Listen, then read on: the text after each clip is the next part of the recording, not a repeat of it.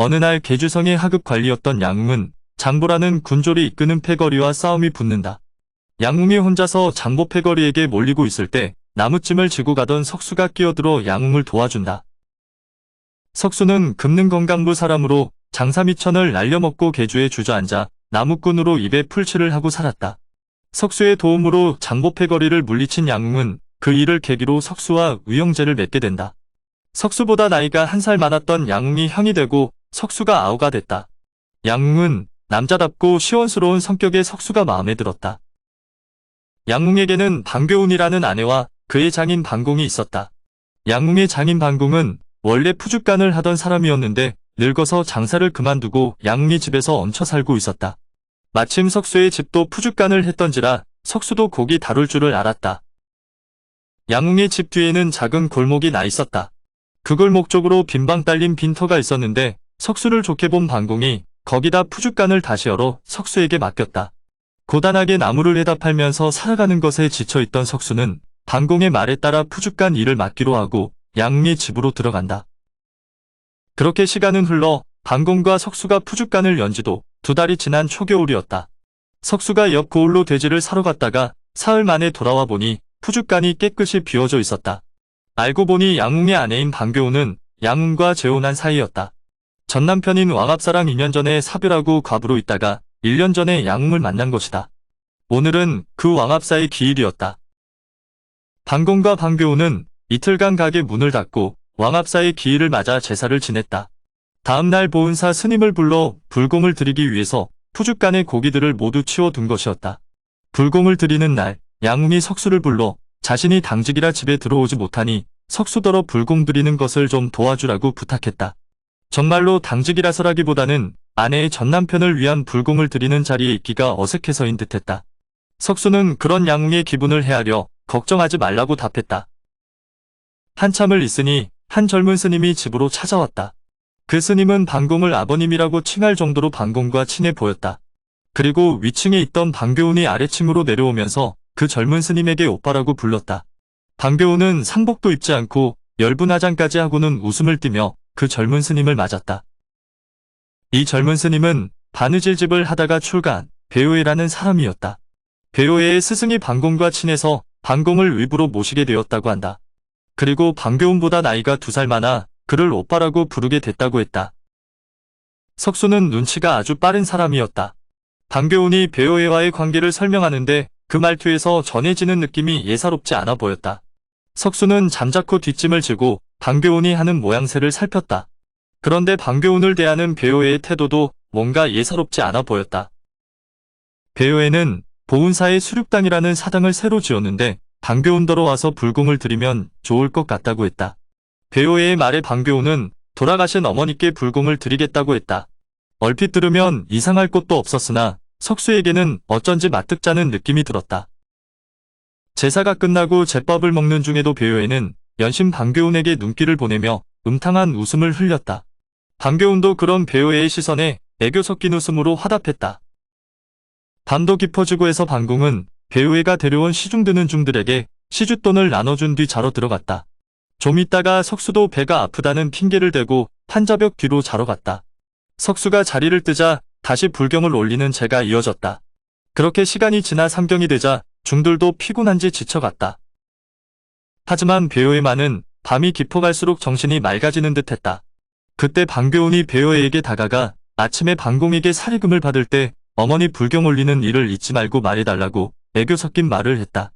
배우애는 걱정하지 말라고 대답하면서 슬그머니 방교운의 손을 잡았다. 이때 석수는 자지 않고 판자벽 뒤에서 두 사람의 말을 엿듣고 있었다. 다음날 새벽이 되어서야 불공을 올리는 제가 끝났다. 중들은 방공의 두둑한 시주에 감사하고 절로 돌아갔다. 집 안이 조용해지자 석수는 홀로 앉아 간밤에 보고 들은 일을 곰곰이 되씹어보며 양웅이 음탕한 여자를 만나 것에 탄식했다. 그날 저녁 양웅이 집으로 돌아왔을 때 방공이 내일 방교운과 함께 보은사로 가서 죽은 아내의 불공을 드리겠다고 했다. 양웅은 장인이 장모의 죄를 올리겠다는데 말릴 이유가 없어 장인과 아내가 보은사로 가는 일에 딴소리를 하지 않았다. 석수도 제가 끝나고 푸줏간 일이 바빠지니 어젯밤 느꼈던 감정들이 오래가지 않았다. 다음날 아침 양웅은 언제나처럼 관청으로 나가고 석수도 여느 때와 다름없이 가게를 열고 장사 준비를 했다. 전과 달리 일찍부터 부산을 떠는 것은 방교훈뿐이었다. 방교훈은 아침부터 몸을 씻고 머리를 빗었다. 그리고 옷에 향내도 뿌리고 몸단장을 하느라 바빴다. 보훈사로 갈 준비가 끝난 방공은 석수에게 죽은 마누라 명복 좀 빌어주고 오겠다며 집안일을 부탁하고 보훈사로 향했다. 가마에 오른 방교훈은 방공과 몸종인 영아를 재촉해서 보훈사로 올라갔다. 배호에는 산문 앞까지 나와 기다리다가 가마가 이르는 걸 보자 기뻐 어쩔 줄 몰라 하며 맞아들였다.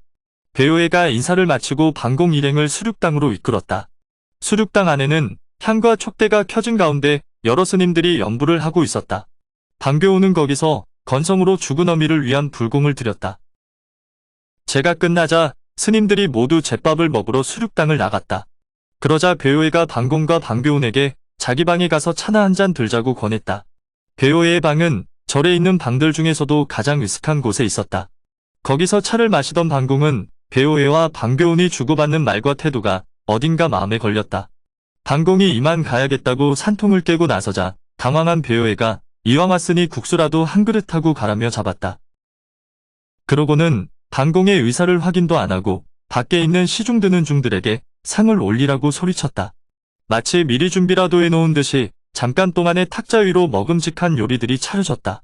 그리고 술도 있었는데 가만히 보니 음식들이 끼니로 나왔다기보다는 안주감으로 나온 것 같았다. 배호회가 술을 권하자 방공은 마지못해 잔을 들었다. 그런데 잔을 비운 뒤에는 방공의 표정이 완전히 달라졌다. 감탄이 절로 나올 만큼 좋은 술이었기 때문이다. 그렇게 되니 자연스럽게 방공은 술이 취하도록 마시게 되었다. 배호회가 내놓은 술은 보기와는 달리 아주 독한 술이었다. 방교훈을 어찌해볼 생각에 배호회가 특별히 구해놓은 술인 까닭이었다. 늙은 방공은 곧 술기운을 이기지 못하고 골아떨어졌다. 배호회는 사람들을 시켜 방공을 다른 방으로 옮겼다. 술은 방공만 마신 게 아니었다. 방교훈도 이미 술기운이 돌고 있는지라 정신이 오락가락해져 해롱됐다. 배호회는 방교훈을 더욱 한적한 방으로 끌었다.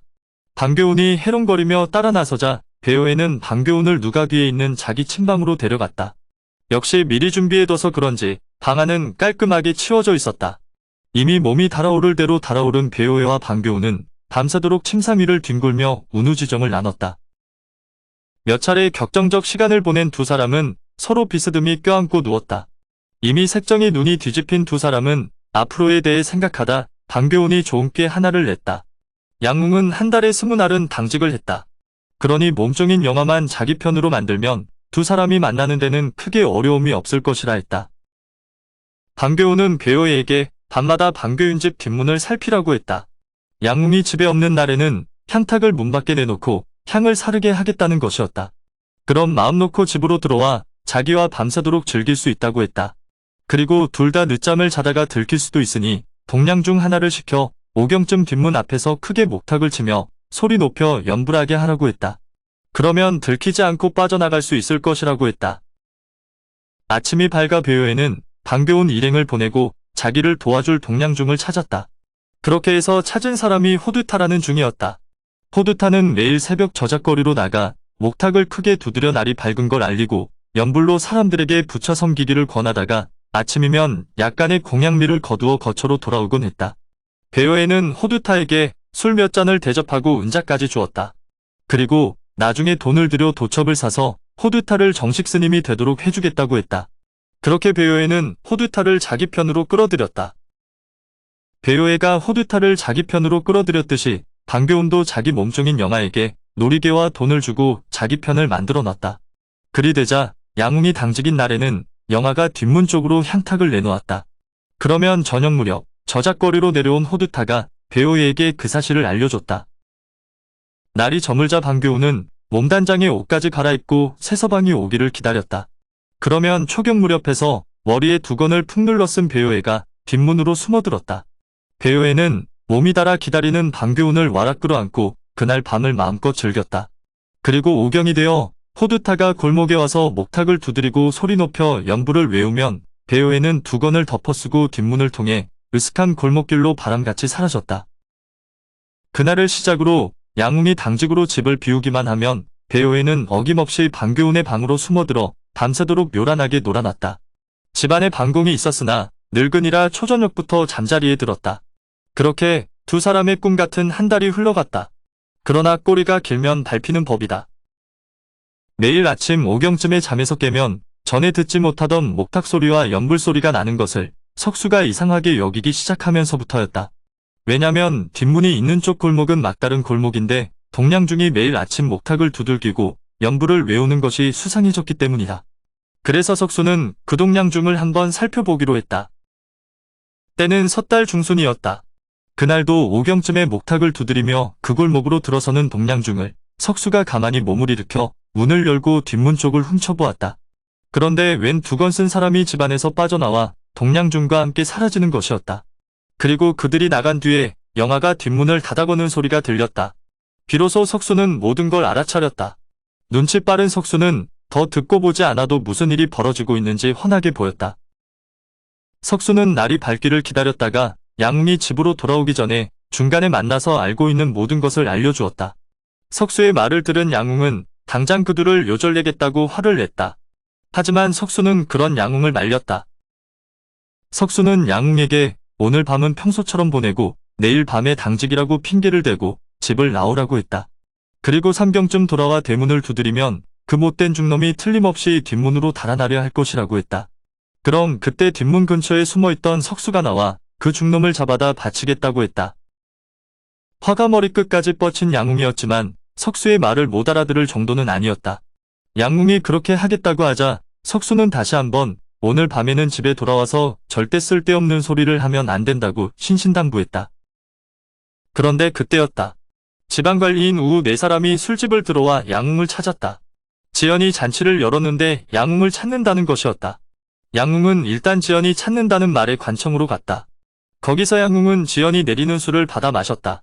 석수와 이미 얼큰하게 마신 데다 지연이 내린 술까지 제법 마시게 되니 양웅은 곤드레가 되어 집으로 돌아왔다. 양웅은 집으로 돌아와서 석수와 한 약속도 있고 방교훈에게 손가락질하며 욕을 했다. 양웅이 술주정으로 하는 말을 듣고 있던 방교훈은 깜짝 놀랐다. 방교훈은 양웅이 제풀에 골아떨어지기만을 숨죽이며 기다렸다. 그리고 양웅이 잠들자 대체 누구를 통해 알게 되었는지 생각해봤다. 다음날 새벽이 되어서야 양웅은 눈을 떴다. 양웅은 찬물로 세수를 하고 나서야 퍼뜩 석수와의 약속이 떠올랐다. 그리고 방교훈에게 어제 자신이 술에 취해 무슨 말을 했냐고 물었다. 하지만 방교훈은 아무 말도 없이 잠에 들었다고 거짓말을 했다. 그 말을 듣자 양웅은 적어도 석수에게 들은 말은 안 한 것 같아 조금 마음이 놓였다. 양웅은 해장술 생각도 있고 화제도 바꿀 겸 해서 석수하고 오랫동안 술 한 잔 못했으니 불러다 한 잔 해야겠다고 안주 좀 준비해 달라고 했다. 양웅 딴에는 석수와 어젯밤의 술주정이 무관함을 보여주기 위해 한 말이었으나 방교훈은 그 말에 궁금했던 마지막 조각을 찾았다. 간밤에 누가 양웅에게 자신의 서방지를 일러 바쳤나 궁금했는데 양웅이 새벽같이 석수의 이름을 입에 올리는 것을 보고 눈치 빠른 방교훈이 알아차린 것이었다. 방교훈은 살 길이 생겼다고 확신했다. 방교훈은 양웅이 석수를 불러오라는데도 꼼짝 않고 줄줄이 눈물만 흘리기 시작했다. 양웅이 왜 그러냐고 묻자 방교훈은 대답 없이 눈물만 흘리다가 나중에는 아예 소리까지 내어 울어댔다. 방교훈이 그렇게 눈물을 쏟아내자 그래도 1년 가까이 몸을 섞고 살았던 양웅의 마음이 약해지지 않을 수 없었다. 양웅이 2번 3번 까닭을 묻자 그제야 방교훈의 입이 열렸다. 그리고 방교훈의 입에서 나오는 말들이 충격적이었다. 방교훈은 그동안 석수가 집에 양웅이 없을 때마다 자신에게 흑심을 품고 온갖 못된 짓을 하며 희롱했다고 말을 꾸며냈다. 방교훈의 말솜씨가 얼마나 좋았던지 이미 양웅도 방교훈의 말에 속아 넘어가 방교훈과 배우에게 쏠렸던 분노가 어느새 석수에게 향하고 있었다. 분노에 찬 양웅이 아래층으로 내려가 장인을 찾는 모습을 뒤에서 지켜보던 방교훈의 입가에는 흐뭇한 미소가 걸려 있었다. 교활한 방교훈에게 우직한 무관인 양웅 하나 속여먹는 것은 일도 아니었다. 양웅은 장인인 방공에게 당장 장사를 그만두라고 말하고는 방공이 뭐라고 대꾸할 사이도 없이 푸죽간으로 가서 집기들을 다 때려 부수어 버렸다. 한편 석수는 그런 줄도 모르고 그날 날이 밝는 대로 푸죽간으로 나갔다. 그런데 가게 문을 열어보니 아니 엉망이었다. 석수는 눈치가 빠른 사람이었다. 그 모습을 보고 단박에 모든 게 왜 그리 됐는지 알아차렸다. 양웅이 간밤에 술에 취해 쓸데없는 말을 해서 강교훈이 눈치채고 자신을 모함했을 것이라고 생각한 석수는 양웅을 더 못난 사람 만들지 말고 자신이 한 발짝 물러서기로 했다. 석수는 쓰게 웃으며 그렇게 마음을 정하고 가게를 나왔다. 자기 방으로 돌아간 석수는 아무 소리 않고 보따리를 쌌다. 양웅도 그런 석수에게 더는 무안을 주고 싶지 않았던지 아침도 먹지 않고 어디론가 횡하니 나가버렸다. 이에 양웅이 집을 나간 석수는 가까운 골목의 객점에 방을 얻었다. 오늘의 영상은 여기까지입니다. 영상이 도움이 되셨다면 구독과 좋아요, 알람 설정 부탁드립니다. 시청해주셔서 감사합니다.